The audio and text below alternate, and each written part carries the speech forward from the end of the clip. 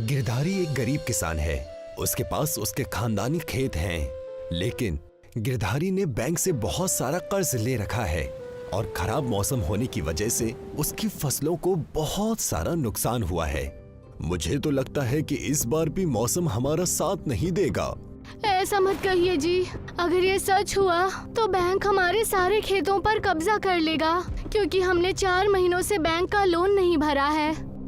भला मैं क्यों चाहूंगा कि हमारी फसल बर्बाद हो? सब कुछ मेरे हाथ में तो नहीं है ना। जैसे ही फसल पकने का वक्त आता है ना, आसमान से ओले बरसने लगते हैं और गिरधारी की सारी फसलें खराब हो जाती हैं। गिरधारी और उसकी बेगम विमला दोनों रोने लगते हैं। हे ऊपर वाले, हम तो बर्बाद हो गए। अब तो बैंक वाले हमें नहीं छोड़ेंगे। मुझे तो डर लग रहा है, कहीं अगर हमारे खेत भी हमारे ना रहे तो हमारे किसान होने का क्या मतलब। अगले दिन गिरधारी के घर पर बैंक मैनेजर आती है। गिरधारी, तुमने 6 महीने से बैंक का लोन नहीं चुकाया है। हमें सारा लोन आज ही चाहिए, वरना हम तुम्हारे खेतों पर कब्जा कर लेंगे। ऐसा मत कहिए खातून, आप एक किसान से उसका खेत छीन लोगे तो वो बेघर हो जाएगा। देखो, मुझे तुम्हें बेघर करने का कोई शौक नहीं है, लेकिन मेरी मजबूरी है, मुझे भी आगे जवाब देना पड़ता है। अगर तुम्हारे पास लोन चुकाने के लिए पैसे नहीं है, खेत के कागज हमें दे दो, और जब तुम्हारे पास पैसे आ जाए तो लोन चुकाकर अपने खेत के कागजात ले जाना और खेत तुम्हारे हो जाएंगे। गिरधारी ना चाहते हुए भी अपने खेतों के कागज बैंक मैनेजर को देता है। ये देखकर गिरधारी की बेगम रोने लगती है। हम बर्बाद हो गए। आज तक मैंने कभी नहीं सुना कि किसान होने के बाद भी अब हमारे पास हमारे खेत नहीं है। अब हम क्या करेंगे? तुम फिक्र मत करो, ऊपर वाला जरूर कोई ना कोई रास्ता दिखाएगा। कुछ दिन बीतने के बाद गिरधारी जंगल जाता है और वहाँ से थैले में भरकर मिट्टी लेकर आता है। ये लो, जंगल से एक थैला मिट्टी लेकर आया हूँ। इस मिट्टी से हम कुछ अपने छत पर उगा सकते हैं। पर इस मिट्टी को रखेंगे कहाँ? और कहाँ, अपनी छत पर। गिरधारी थैले में से मिट्टी को अपनी छत के एक कोने में बिखेर देता है। इसमें क्या बोएंगे? गेहूँ, धान या कोई और फसल तो नहीं बो सकते ना? क्यों ना हम इस मिट्टी में बांस के पौधे लगाए। वैसे भी आजकल बाजार में बांस की बहुत मांग बढ़ गई है। हाँ, ये सही रहेगा। ठीक है, मैं अपने दोस्त से कुछ बांस के पौधे लेकर आता हूँ। गिरधारी जाकर अपने दोस्त से बांस के कुछ छोटे छोटे पौधे उधार लेकर आया है और अपनी छत पर गिराई हुई मिट्टी में लगा देता है। हम इन पौधों की अच्छे से देखभाल करेंगे। अब यही हमारे जीने का सहारा है। अगर ये भी नहीं होंगे तो हमारी सारी उम्मीदें खत्म हो जाएंगी। विमला हमेशा बांस के पौधों में एक एक बाल्टी पानी डालती है और देखते ही देखते कुछ ही दिनों में बांस के पौधे अच्छे हरे भरे हो जाते हैं। देखो विमला, हमारी मेहनत रंग ला रही है। हाँ, पर एक मसला हो गया है। गर्मी के कारण कुएं का पानी सूखता जा रहा है। मुझे डर है कि कहीं पूरा सूखा ना पड़ जाए, नहीं तो हमारे बांस के पौधे भी सूख जाएंगे। विमला को जिस बात का डर था वही हुआ। कुछ ही दिनों बाद बहुत ज्यादा गर्मी पड़ने से कुआं सूख जाता है, जिससे गिरधारी के घर में पानी की कमी हो जाती है। अब क्या करेंगे? घर में तो 2 ही बाल्टी पानी है। मैंने गमले में ऊपर वाले के नाम का पीपल का दरख्त लगाया है, उसे भी पानी देना जरूरी है। अगर वो सूख गया तो मेरी पूजा बीच में ही खराब हो जाएगी। नहीं नहीं, ऐसा मत करना। तुमने 1 महीने लगातार रोजे रखे हैं। तुम अपने रोजे और इबादत बीच में मत तोड़ना। तुम पीपल के दरख्त को ही पानी दो, बांस के पौधों को रहने दो। जो होगा देखा जाएगा। विमला एक बाल्टी पानी ले जाकर गमले में डालती है, जिसमें उसने पीपल का दरख्त लगाया हुआ है, और गमले के पास में दिया जलाकर इबादत करने लगती है। आज विमला की इबादत को 1 महीना बीत चुका है, जिससे उसकी इबादत मुकम्मल हो जाती है और उसे एक चमत्कार देखने को मिलता है। देखिए जी, इस भयानक गर्मी में भी पीपल के दरख्त ने पानी नहीं पिया और इस गमले में पानी जैसा का तैसा ही है। लगता है ये मालिक का कोई चमत्कार है। तुम जाकर ये पानी बांस के पौधे में डाल दो। विमला पीपल का पौधा वाला गमला उठाकर उसे छत पर ले जाती है और उसका पानी बांस के पौधों के जड़ों में डालती है। वो पानी डालती जाती है, पर वो गमला खाली नहीं होता। अजी सुनते हो, जरा यहाँ आओ। क्या हुआ? ये देखिए, मैं पानी डालती ही जा रही हूँ, पर ये गमला खाली ही नहीं हो रहा है। ये सब तो मालिक की हमारे ऊपर दुआएं हैं, जो तुमने 1 महीने लगकर लगातार रोजे रखे हैं। ये सब उसी का फल मिल रहा है। इसका मतलब अब हम रोज इस सूखे में भी अपने बांस के पौधों को पानी दे सकते हैं। हाँ हाँ, जरूर दे सकते हैं। अब विमला हर दिन इस गमले में से बांस के पौधों में पानी डालती है और कुछ वक्त गुजर जाने के बाद एक सुबह होने पर विमला और गिरधारी जगते हैं तो वो देखते हैं कि उनके बांस के पौधे बहुत लंबे और घने हो चुके हैं और उनसे एक अलग तरह की रोशनी चमक रही है। ये देखकर दोनों बहुत खुश हो जाते हैं। देखिए जी, प्रभु की लीला, हमारी मेहनत रंग लाई है और बांस के पौधे पूरे छत पर फैल गए हैं। ये पूरा बांस का जंगल ही बन गया है। लगता है अब यही बांस के पौधे हमें हमारे खेत वापस दिलाएंगे। विमला और गिरधारी खुश हो जाते हैं और जब रात होती है तो बांस के पौधों में एक अलग सी चमक होने की वजह से एक चोर का ध्यान उस पर जाता है और वो चोरी करने के लिए गिरधारी की छत पर पहुंच जाता है। अरे वाह, इतने लंबे लंबे बांस, मैं तो इनमें से एक ही बेचकर बहुत सारे पैसे कमा सकता हूँ। चोर एक बांस की लटकी हुई टहनी को पकड़ता है और जैसे ही टहनी को नीचे के लिए खींचता है, लचीली होने की वजह से टहनी ऊपर के लिए उछलती है और चोर उछलकर बांस के ऊपर के हिस्से में पहुंच जाता है। अरे बाप रे, मर गया मैं। यहाँ कैसे आ गया? अब नीचे कैसे उतरूंगा? अगर यहाँ से गिरा तो मेरी हड्डी पसली सब टूट जाएगी। चोर दूसरे बांस के हिस्से में पैर रखकर नीचे आने की कोशिश करता है, पर वो बांस भी लचीली होने की वजह से उसे उछाल देती है और चोर वहां से दूर जाकर एक रेगिस्तान में गिर जाता है। अगली सुबह गिरधारी उठता है और विमला के साथ मिलकर बांस काटने लगता है। मुझे लगता है कि बांस अब पूरी तरह से काटने के लिए तैयार है। हम इन्हें काटकर बाजार में ले जाना चाहिए। हाँ, वैसे भी फसल बोने का वक्त नजदीक आ रहा है। उससे पहले हम इसे बेचकर अपने खेतों को बैंक से छुड़वा लेंगे। विमला और गिरधारी दोनों मिलकर बांस काटते हैं और उन्हें बाजार में ले जाते हैं। तभी एक सुनार की नजर गिरधारी पर जाती है और वो गिरधारी के पास आकर कहता है, सोने के बांस कहाँ लेकर जा रहे हो? ये तो बहुत कीमती है। मैं इन्हें बेचने जा रहा हूँ। तुम ये सोने के बांस मुझे बेच दो, मैं तुम्हें इनकी अच्छी कीमत दूंगा। गिरधारी सभी सोने के बांसों को सुनार को बेच देता है और सुनार इसके बदले गिरधारी को बहुत सारे पैसे देता है। इन पैसों को गिरधारी बैंक में जमा कर देता है और अपने खेतों को बैंक से छुड़ा लेता है। ये लो, बैंक ने हमारे कागज वापस दे दिए। अब हम खेती कर सकते हैं। अगले दिन विमला और गिरधारी अपने खेतों को जोतने और उसमें फसल बोने के लिए खेतों की तरफ निकल पड़ते हैं। अब गिरधारी और विमला अपने खुद के खेतों में खेती करके अपना सुखी जीवन जीने लगते हैं। उधमपुर गांव में 2 जाति के लोग रहते हैं। एक है ऊंची जाति के रईस लोग और दूसरे हैं निचली जाति के गरीब लोग। ऊंची जाति के रईस लोग हमेशा अपने गांव के निचली जाति के लोगों को भला बुरा सुनाते थे। इसके साथ ही उनको बेइज्जत करने के लिए हर निचली जाति के लोगों के नाम के पीछे लाल लगा शब्द का इस्तेमाल करते। एक दिन एक निचली जाति का लड़का सोहन ऊंची जाति के लोगों के ऑफिस में नौकरी की तलाश में आता है। साहब, मेरा नाम सोहन है और मैं नौकरी की तलाश कर रहा हूँ। क्या नाम बताया तुमने अपना? सर, मेरा नाम सोहन है। तुम्हारा नाम सोहन लाल है और तुम नीची जाति के हो, समझे? इसीलिए अपने नाम के पीछे लाल लगाया करो। और हाँ, तुम्हें पता है ना, हमारे ऑफिस में नीची जाति के लोग काम नहीं करते। दफा हो जाओ यहाँ से। सर, मेरे पास डिग्री है और मुझे ऑफिस का सारा काम आता है। तुम्हारे पास डिग्री हो या सोने के बिस्किट, मुझे उससे क्या लेना देना। और हाँ, हो तो तुम निचली जाति के गवार ही ना। इस तरह से अपनी बेइज्जती होते देख सोहन चुपचाप ऑफिस से चला जाता है। सोहन एक पढ़ा लिखा और होशियार लड़का है। कोई भी रईस लोग उसे अपने ऑफिस में काम नहीं दे रहे थे। आज ऑफिस में हुई बेइज्जती की वजह से सोहन रोने लगता है। उसे रोता हुआ देख एक निचली जाति का लड़का सुनील उसके पास आता है। क्या हुआ भाई, रो क्यों रहे हो? भाई मुझे कोई नौकरी नहीं मिल रही। अच्छा तो ये बात है, तुम्हें पता नहीं हम नीची जाति लोगों के लिए कोई काम है ही नहीं। पर मैं कोई अनपढ़ गवार नहीं हूँ, पढ़ा लिखा हूँ और मेरे पास तो डिग्री भी है।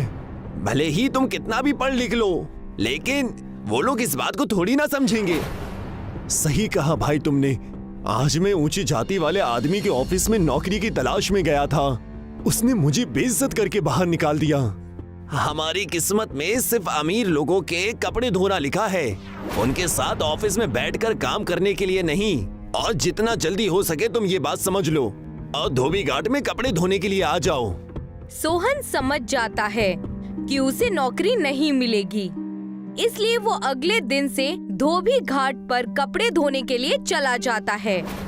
नीची जाति के सभी लोग दिन भर मेहनत करके धोबी घाट पर रईस लोगों के कपड़े धुलकर अपनी रोजी रोटी चलाया करते हैं।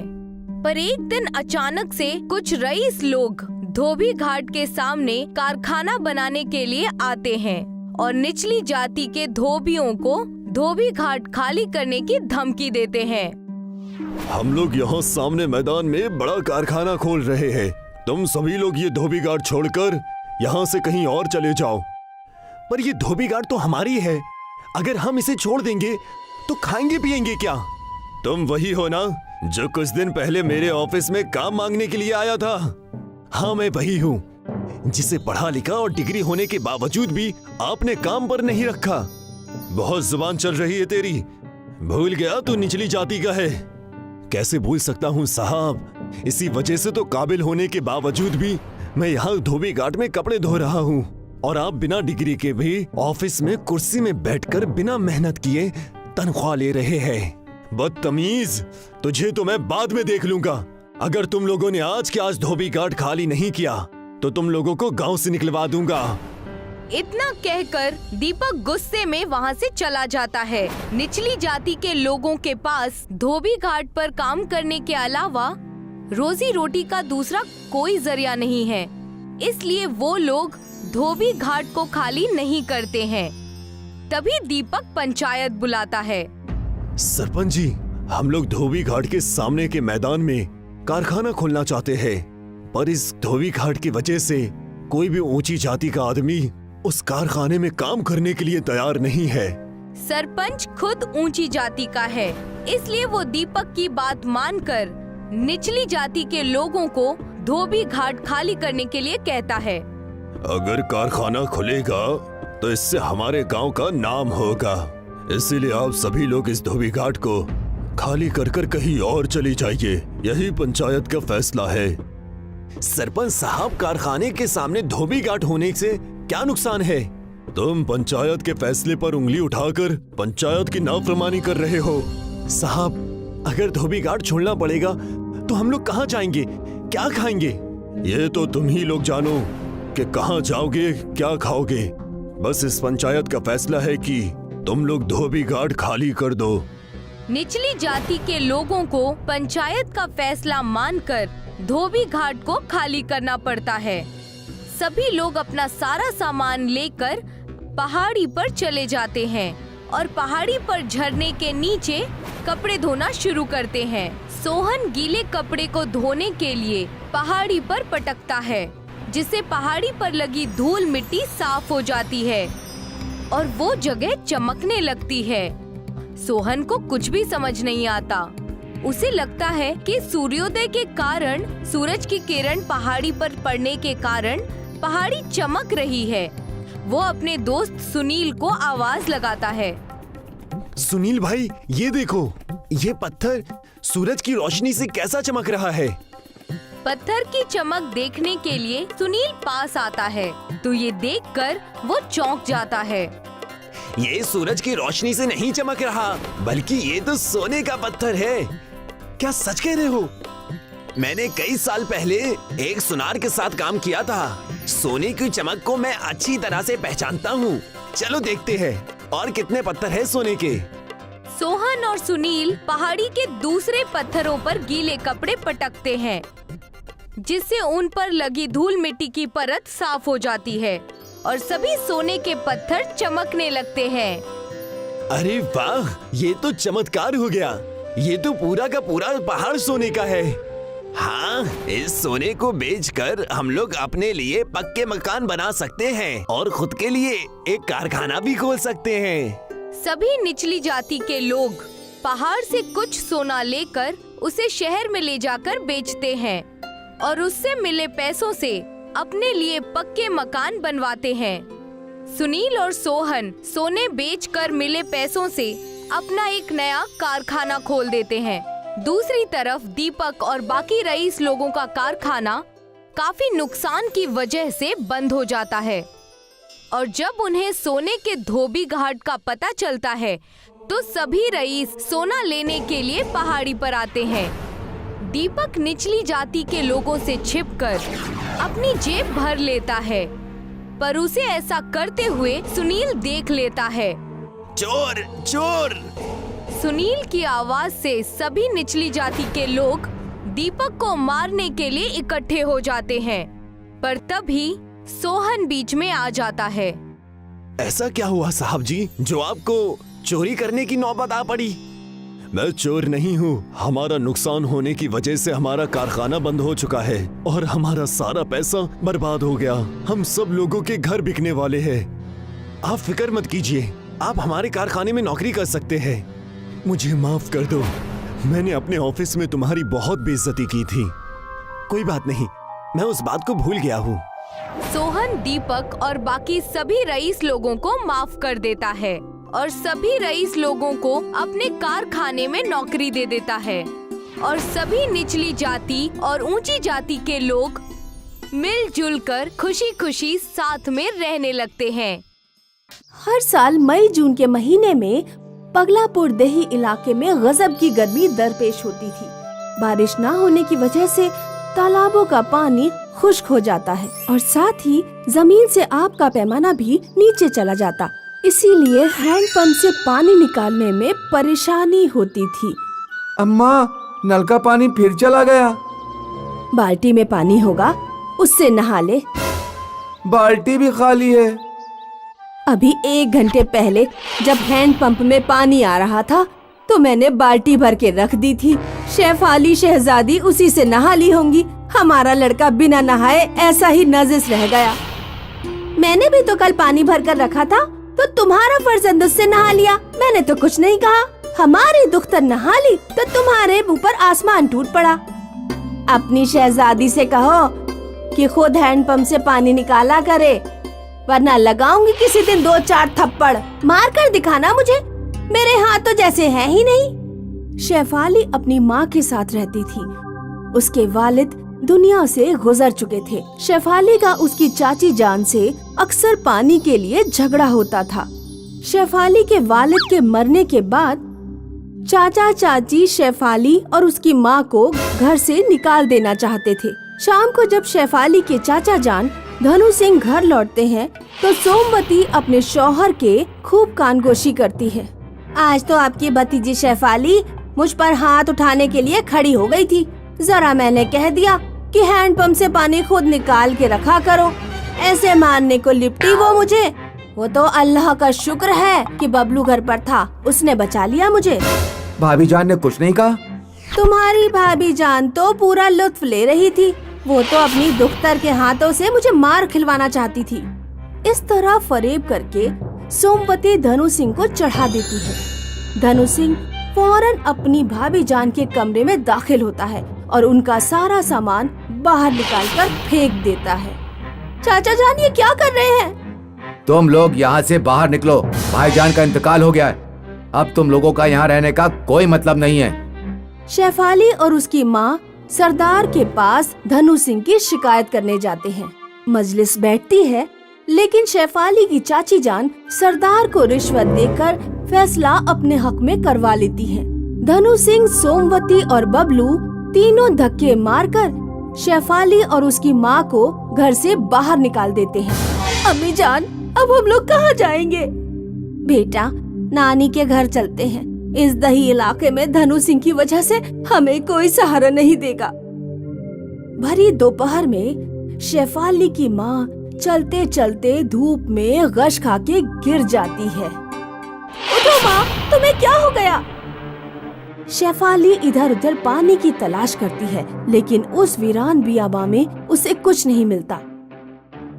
वो दौड़ती हुई पानी की तलाश में दरख्तों के पास जाती है।